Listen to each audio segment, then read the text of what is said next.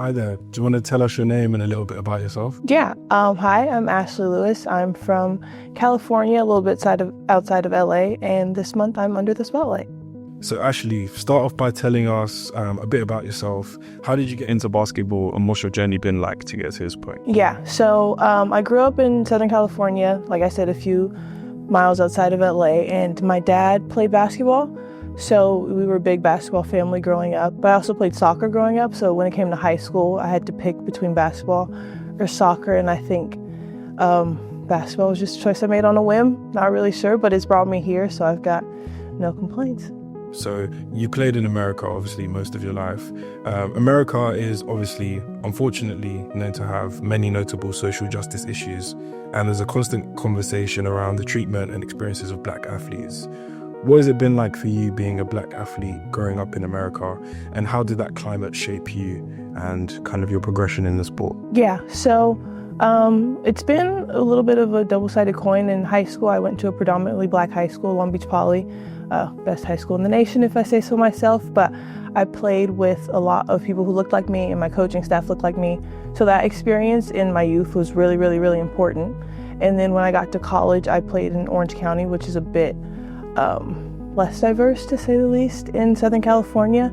So playing in that environment was interesting, but thankfully our fans were really nice, and it was a good experience still, but it was interesting to see how the dynamics tend to shift in terms of sports and how you're treated when you're winning and when you're not in certain environments, but only made me a better person, stronger person, so here I am.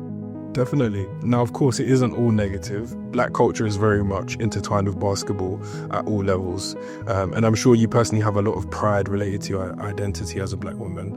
In what ways would you say your identity has positively impacted your sporting career?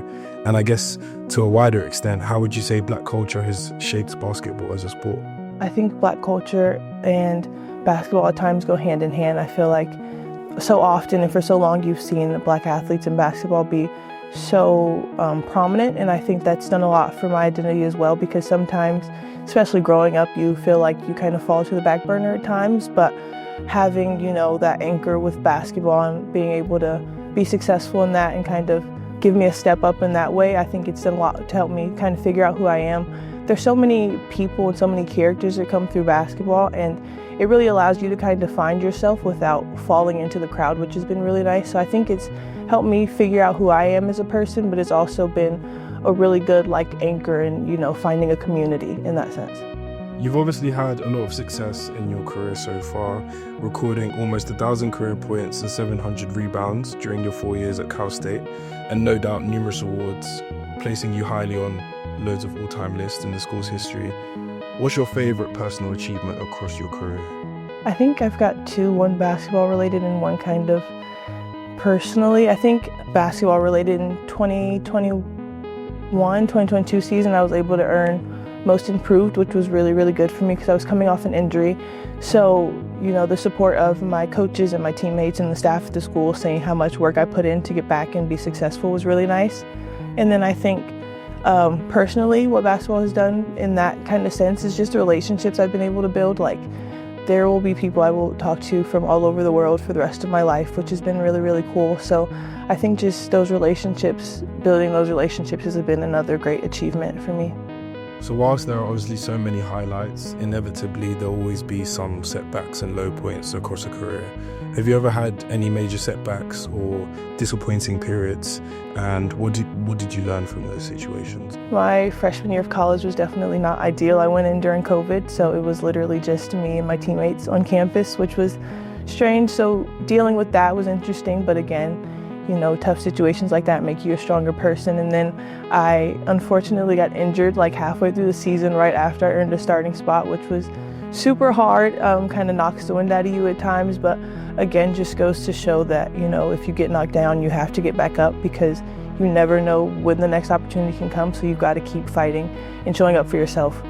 Ultimately, you're still pursuing an education, and you've been able to maintain that alongside playing the sport you love. What's been the biggest motivation for you continuously juggling both rather than committing outright to one? Just the goals I set for myself, and then my family has been a really big indicator as well. They, always push me to be my best. When there's days that are hard, I can turn to them and they're super, super supportive. But again, they make sure that I have goals set outside of basketball because they know that it's not going to be forever. So I think just the way that I was raised and brought up in the family aspect, that has really helped me. But I think just goal setting outside, there's things that I do want to accomplish outside of being an athlete and just on a human level. So I think those kind of aspirational life goals are what's really pushing me to stay motivated in school, but keep using basketball as a vehicle to get to the places I want to go. So I guess to round off, after playing the sport for so long, where do you see yourself in, say, the next 5-10 years? Still playing, overseas, coaching, or maybe just taking a well-earned rest? I have no idea. I think I've got some opportunities currently, but what I'm going to do, I have no idea. Basketball has been so good to me for so long, and it can do a number on the body, to say the least. So I think definitely a little bit of a break after this, but coaching or playing, I'm not sure yet. It'll be exciting to see, and we'll all be surprised, to say the least, about what happens. Well, thank you so much for your time, Ashlee. Yeah, thank you so much. You've been under the spotlight. Thanks.